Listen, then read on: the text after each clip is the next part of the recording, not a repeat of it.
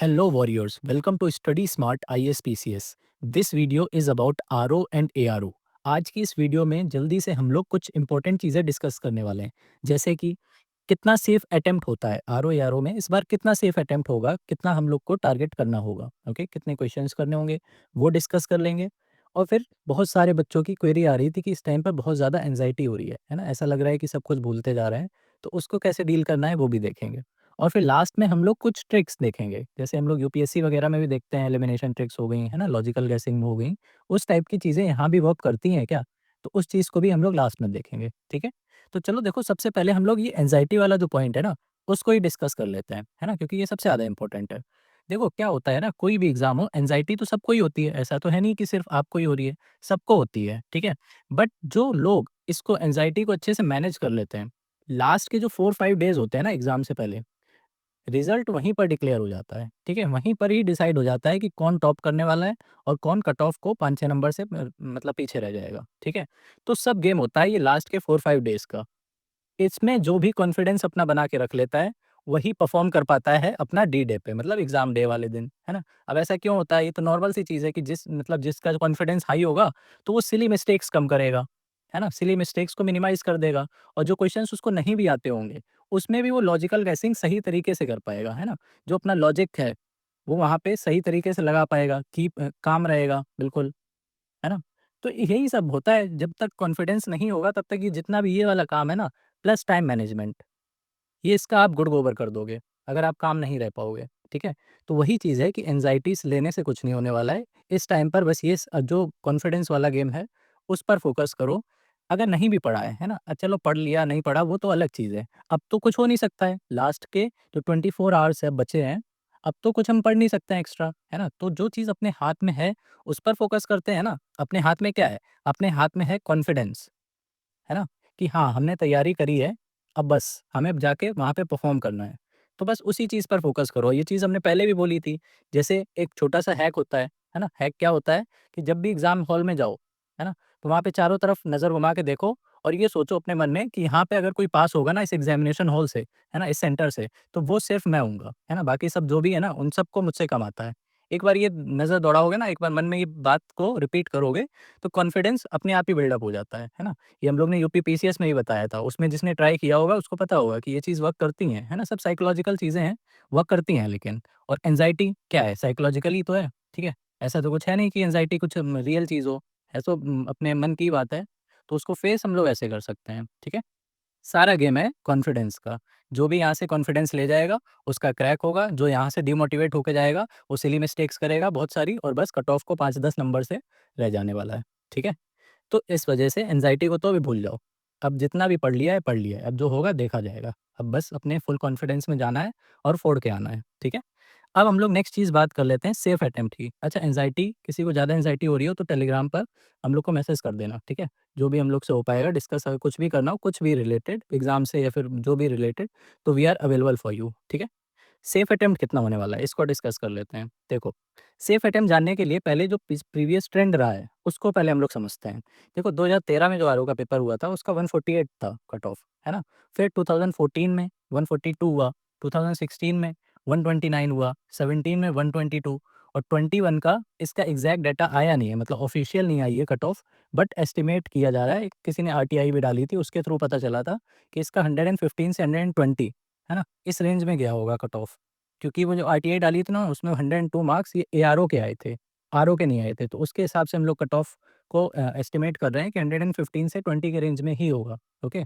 और इसके साथ-साथ जो हमारा भी कैंसल हो गया था, है ना? जो 11th फ़ेब को जो एग्ज़ाम हुआ था 2024 में, उसका भी जो डिफ़िकल्टी लेवल है, उसके हिसाब से अगर देखा जाए, तो इसका कट ऑफ 118 से 120 जाना चाहिए था, ओके?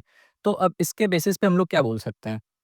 इसमें देखो 2 चीज़ें हम लोग इससे एनालाइज़ कर सकते हैं। एक तो देखो हर साल कट ऑफ गिरती जा रही है, 140 से 142 हुई, फिर 129 हुई, फिर 122 हुई, है ना? फिर यहाँ से 120 हुई, फिर 120 से 118 हो गई, है ना? तो ऑलमोस्ट हर ईयर गिरती जा रही है कट ऑफ। अब ये गिर क्यों रही है? ऐसा नहीं है कि कॉम्पिटिशन कम हो रहा है। ये कट ऑफ इसलिए गिर रही है क्योंकि पेपर का जो लेवल है, वो ऊपर जा रहा है। जो 2016 तक जो पेपर होते थे ना, वो डायरेक्ट जीसी से ही आते थे, डायरेक्ट पीवाईक्यू आते थे, बिल्कुल ईज़ी पेपर आते थे, तो सब स्कोर कर लेते थे, रटा-रटाया आता था। बट 2017-18 के बाद से थोड़ा-सा ट्रेंड चेंज हुआ है, आरओ का ले लो या यूपी पीसीएस का ले लो, थोड़ा-सा ट्रेंड चेंज हुआ है और स्पेशली इस बार यूपी पीसीएस का अगर पेपर देखा जाए, है ना? तो वो तो बहुत ही ज़्यादा ऊपर कर दिया था। तो अगर उसके हिसाब से भी देखा जाए, तो हो सकता है इस बार भी आरओ में भी कुछ पैटर्न चेंज हो। तो इन सब फैक्टर्स को इंक्लूड करके हम लोग कितना मान के चलेंगे अपना सेफ अटेम्प्ट होगा, वो होगा 125। ठीक है? 125 इससे कम तो देखो नहीं जाना है, ओके? सेफ अटेम्प्ट हम लोग को 125 ही लेके जाना पड़ेगा। अब ये जो एग्ज़ामिनेशन हॉल में ये आपको डिसाइड करना पड़ेगा कि पेपर कैसा है। देखो अगर पैटर्न चेंज हुआ आपको वो तो पता चल ही जाएगा कि हाँ, पैटर्न चेंज है, डिफ़िकल्टी लेवल नहीं पता चलता है कई बार एग्ज़ामिनेशन हॉल में इतने प्रेशर में, बट पैटर्न चेंज हुआ है कि नहीं हुआ है ये तो पता चल ही जाएगा। तो अगर पैटर्न चेंज होता है तो डिफ़िकल्टी लेवल वैसे ही बढ़ जाता है पेपरों का, ठीक है? तो उसके हिसाब से आप थोड़ा-सा इसको मॉडिफ़ाई कर लेना 125 को अगर लगे कि ज़्यादा टफ जा रहा है, तो इसको 120 कर लेना।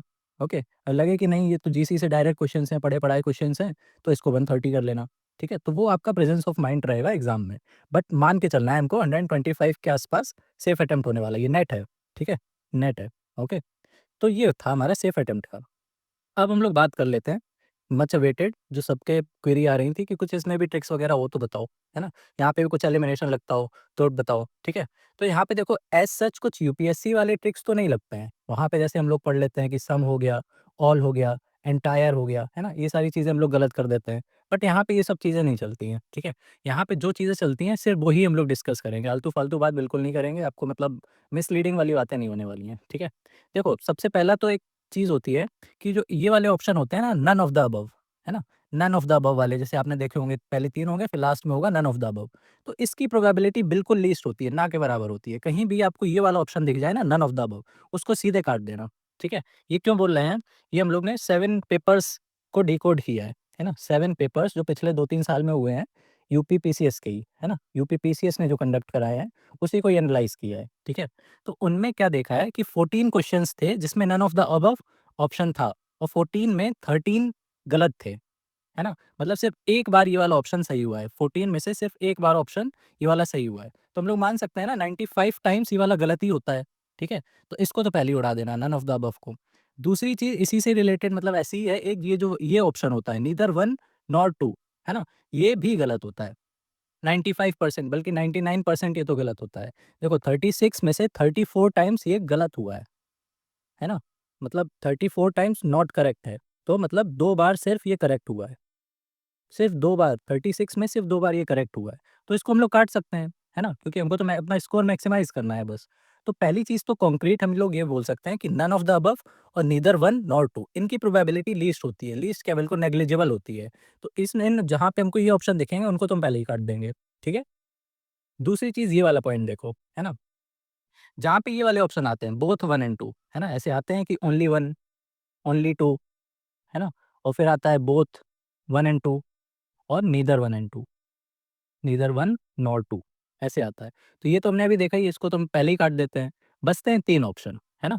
अब इसमें हमें थोड़ी स्मार्ट गेसिंग ऐसे करनी है कि अगर वो क्वेश्चन जो भी क्वेश्चन है ना, वो गवर्नमेंट की कुछ स्कीम हो, है ना? या तो गवर्नमेंट ने कुछ गाइडलाइन निकाली हो, कुछ कैंपेन स्टार्ट किया हो, या तो कुछ रूल्स निकाले हों और या तो कोई इनिशिएटिव स्टार्ट किया हो, गवर्नमेंट की बात हो रही है ना? अगर इन सब चीज़ों से रिलेटेड है तो बोथ 1 एंड 2 सही होता है। मोस्ट ऑफ द टाइम्स 90% ये कुछ ऑप्शन सही होता है बोथ 1 एंड 2 इसके केस में हम बता रहे हैं सिर्फ बाकी केसेस में नहीं ठीक है देखो 13 टाइम्स करेक्ट हुआ है 14 टाइम्स ऐसे क्वेश्चन पूछे हैं और 13 बार करेक्ट हुआ है ये वाला ठीक है जैसे देखो एग्जाम्पल के लिए हम लोग कुछ क्वेश्चंस ले लेते हैं जैसे ये केसीसी का क्वेश्चन है ना किसान क्रेडिट कार्ड तो ये क्या है ये स्कीम ही तो है ना और अभी हमने बताया कि स्कीम वाले में अगर ये वाला ऑप्शन है बोथ 1 एंड 2 तो ये सही होता है ठीक है वैसे ये देखो गाइडलाइंस है ना गाइडलाइंस हैं तो इसमें भी देखो बोथ 1 एंड 2 ऑप्शन था तो ये सही हो गया फिर देखो एक ये है कैंपेन है, पीरो लाओ पैसे पाओ, ठीक है? ये उत्तराखंड का है, ओके? तो कैंपेन है, उत्तराखंड गवर्नमेंट का है ना, तो गवर्नमेंट का हमने बताया था कैंपेन वाले में बोथ 1 एंड 2 अगर ऑप्शन है, तो वो सही होता है, ठीक है? तो हमने क्वा क्या सीखा यहाँ से कॉन्क्रीट क्या हम लोग ले जा सकते हैं कि कहीं पे हमको scheme, guideline, campaign, rule, government initiatives इस तरह की चीज़ें अगर दिखेंगी और उनमें अगर बोथ 1 एंड 2 होगा, तो वो सही रहता है ना? वो सही होता है। तो हम लोगों ने 2 चीज़ें देख ली, एक तो ये नन ऑफ द अबव वाला, नीदर वाला और एक ये स्कीम्स वाला। अब कुछ कॉमन सेंस वाली होती हैं जो हर जगह आपने देख रखी होंगी और यूट्यूब पर काफ़ी जगह है ना? और बाकी ये कॉमन होता है जैसे कि लॉजिक क्या है? कुछ जो ऑप्शन सेट किए गए हैं ना, उसके पीछे लॉजिक क्या है ना? ये जो आपका एप्टीट्यूड बोलते हैं एमसीक्यू एप्टीट्यूड एग्ज़ामिनेशन का, वो यही चीज़ होती है ना? जिसके पास एप्टीट्यूड होता है एमसीक्यू सॉल्व करने का, वो यही चीज़ लगाता है। ये कहाँ पर लग सकती है हमारी? देखो एक तो क्रोनोलॉजी वाले जो क्वेश्चन्स होते हैं, बहुत सारे क्वेश्चन्स आते हैं आरओ में, है ना? यूपीपीसीएस में भी और एक जो मैचिंग वाले क्वेश्चन्स होते हैं, उनमें ये चीज़ें ज़्यादा लगती हैं। जैसे क्या बोलना चाह रहे हैं? देखो क्रोनोलॉजी एक क्वेश्चन हम लोग ले लेते हैं कि ऑर्डर वाला है। माउंटेन रेंज को लगाना है फ्रॉम साउथ टू नॉर्थ, है ना? तो पहला वाला ऑप्शन देखो सब में, यहाँ पे काराकोरम हो गया, जस्कर हो गया, पीर पांजल हो गया, पीर पांजल हो गया। तो ये पीर पांजल इसने 2 बार क्यों दिया होगा? है ना? क्योंकि यही सही आंसर होगा, इसी वजह से तो दिया होगा कि उसको जो भी जिसने भी सेट किया होगा क्वेश्चन, उसको लग रहा होगा कि अगर बच्चे को ये पता होगा कि पीर पांजल पक्का पहले है ना? तो इसने 2 बार डाल दिया पीर पांजल, चलो ठीक है, अब ये पक्का था, अब ये 2 ऑप्शन में कन्फ्यूज़ हो सके बच्चा, तो इस वजह से ये डाल दिया होगा, है ना? अगर मान लो अगर बच्चे को ये पता होता कि ज़स्कर आएगा सबसे पहले, ठीक है? तो फिर तो उसको कुछ करना ही नहीं पड़ता, सिंपल ये ज़स्कर देखता, टिक लगा देता, आगे बढ़ जाता, फ्री के नंबर मिल जाते। तो ऑप्शन सेटिंग इस तरह से की जाती है कि बिल्कुल सिंपल पेपर ना बन जाए। इस वजह से देखो 2 में डाल दिया है पीर पांजल कि चलो बेटा पीर पांजल तुमको पता था ना, अब अगले पे आओ, है ना? इससे तुम्हारा सॉल्व होगा ही नहीं, अभी भी तुम 50-50 ही पहुँच पाओगे, ठीक है? तो यही होता है एमसीक्यू एप्टीट्यूड। तो इस यही चीज़ बात हो रही है कि क्रोनोलॉजी वाले जो क्वेश्चन्स होते हैं, उसमें पहला ऑप्शन देखा करो। जहाँ पे 2 बार दिख जाए, जैसे यहाँ पे पीर पांजल 2 बार दिख गया, तो ऑप्शन इन दोनों में से ही सही होगा, है ना? और ये तो वैसे भी सिंपल क्वेश्चन है, इसको हम लोग निमोनिक से याद कर लेते हैं ना, कलेजा पर, है ना? तो यहाँ इससे हो गया काराकोरम, लद्दाख, कलेजा होगा यहाँ पे ज़ेड भी होगा, है ना? कलेजा, है ना? और इस ज़ेड से हो जाएगा ज़स्कर, फिर हो जाएगा पीर पांजल, तो वही चीज़ यहाँ पे देखो दे रखी है, ठीक है? तो इस तरह से क्रोनोलॉजी वाले क्वेश्चन्स कर लेते हैं, पहला ऑप्शन देखते हैं। अब मैचिंग वाले में क्या लगता है एप्टीट्यूड, है ना? तो मैचिंग वाला देखो सिंपल होता है, मैचिंग वाले में क्या होता है कि सामने नहीं दे रखा होता है ऑप्शन, है ना? जैसे इस तरह के होते हैं ना ए, बी, सी, डी। अब इसका बिल्कुल सामने दे दे, इसका बिल्कुल सामने दे दे, इसका सामने दे दे, इसका सामने दे दे, इसकी प्रोबेबिलिटी बहुत कम होती है ना? मतलब ए का ये सामने नहीं देगा, बाकी 3 जगह कहीं पे भी दे सकता है। वैसे ही बी का भी सामने नहीं देगा, बाकी कहीं पे भी दे सकता है। सी का सामने नहीं देगा, बाकी कहीं भी दे सकता है, ठीक है? तो इस चीज़ को ध्यान रखेंगे हम लोग मैचिंग वाले क्वेश्चन्स में, ठीक है? तो बस यही 3 चीज़ आपको याद रखनी है, मोस्ट ऑफ द क्वेश्चन्स आपके इसी लॉजिक से सही हो जाने हैं, है ना? अब एक चीज़ और डिस्कस कर लेते हैं। अच्छा मैथ्स से रिलेटेड कुछ बातें डिस्कस कर लेते हैं। देखो मैथ्स में 10 से 15 क्वेश्चन आते हैं, है ना? 10 से वैसे तो 12 ही आते हैं, लेकिन हम लोग मान लेते हैं कि 15 आ गए। इसमें रीज़निंग भी इंक्लूडेड होती है, 10 से 15 में ही रीज़निंग भी इंक्लूडेड होती है। इसमें देखो 2 चीज़ें याद रखना, अगर x की वैल्यू निकालने को आ जाए किसी क्वेश्चन में, तो उसको ऑप्शन के थ्रू जाना, है ना? क्वेश्चन को सॉल्व मत कर लेना लगना, ऑप्शंस को पुट अप करके रख लेना, ठीक है? जैसे ऑप्शन दे दिए सपोज़ करो इसमें 0 दे दिया, B1 दे दिया, C2 दे दिया, है ना? और फिर D3 दे दिया और इसमें कुछ ऐसे आपको वैल्यू दे दी, सपोज़ करो ऐसे कुछ दे दी, है ना? अंडर रूट एक्स ऐसे कुछ दे दिया, बताओ एक्स की वैल्यू। तो इसको आप सॉल्व नहीं कर पाओगे, है ना? नहीं कर पाओगे और कर भी लोगे तो टाइम एक्स्ट्रा लग जाएगा। तो इससे अच्छा है ना ऑप्शन पुट अप करके देखो, है ना? एक बार 0 डाल लो, एक बार 1 डाल लो, तो उससे आपका टाइम बचेगा, ठीक है? एक चीज़ तो ये हो गई और दूसरी चीज़ जो सीरीज़ वाली होती है ना? आरओ में सीरीज़ वाले जो क्वेश्चन होते हैं उसमें जो प्राइम नंबर की सीरीज़ होती है, वो इनकी फ़ेवरेट है। आरओ में प्राइम नंबर सीरीज़ इनकी फ़ेवरेट है। तो इसको जो भी क्वेश्चन आए ना सीरीज़ का, अगर उसमें आप फँस जाओ, तो फिर एक बार प्राइम नंबर सीरीज़ की तरफ नज़र घुमा के देख लेना, हो सकता है प्राइम नंबर की सीरीज़ हो, है ना? प्राइम नंबर की सीरीज़ क्या होती है? 3, 5, 7 है ना? अब इसके बाद वो आपको फँसाता है, यहीं पे फँसाता है, ठीक है? इसी वजह से इसको डिस्कस करना ज़रूरी है। देखो 3, 5, 7 अब इसके बाद 2 केसेज़ बन सकते हैं ना, एक तो ये ऑड नंबर की सीरीज़ भी हो सकती है 3, 5, 7 इसके बाद 9 भी आ सकता है, अगर ये ऑड नंबर की सीरीज़ है। और इसके बाद 11 भी आ सकता है अगर ये प्राइम नंबर की सीरीज़ है। ये डिपेंड करेगा ऑप्शंस पे, ठीक है? अगर ऑप्शन में 9 भी दे रखा है, 11 भी दे रखा है, तो फिर कैसे डिसाइड करोगे? तो इसके बाद जो भी डिजिट आएगी, है ना? जैसे 3, 5, 7 फिर गैप होगा, फिर नेक्स्ट कुछ दे रखा होगा, ठीक है? तो नेक्स्ट वाले को देखना पड़ेगा कि कौन-सी सीरीज़ फ़ॉलो हो रही है। तो ये कुछ चीज़ें हैं मैथ्स से रिलेटेड, इनको ध्यान रखना, ठीक है? बाकी तो फिर यही था, है ना? बाकी ये सारा हो जाएगा। अच्छा एक कोई चीज़ और है, उसकी प्रोबेबिलिटी थोड़ी कम होती है, इस वजह से लिखी नहीं है बट ठीक है, अब बता देते हैं कि जो इसमें ऑप्शन सी होता है ना? ऑप्शन सी की प्रोबेबिलिटी सबसे ज़्यादा होती है। आरओ में जितने भी पेपर हुए हैं, अभी तक सब सी की प्रोबेबिलिटी ज़्यादा होती है, ठीक है? तो ये चीज़ एक बार ध्यान रखना कि अगर 50-50 पहुँच जाओ और 50-50 में आपका सी वाला आ रहा हो, तो ज़्यादातर वही ऑप्शन सही होता है, ठीक है? तो बस यही आज के पेपर में डिस्कस करना था, आज की वीडियो में। बाकी गुड लक।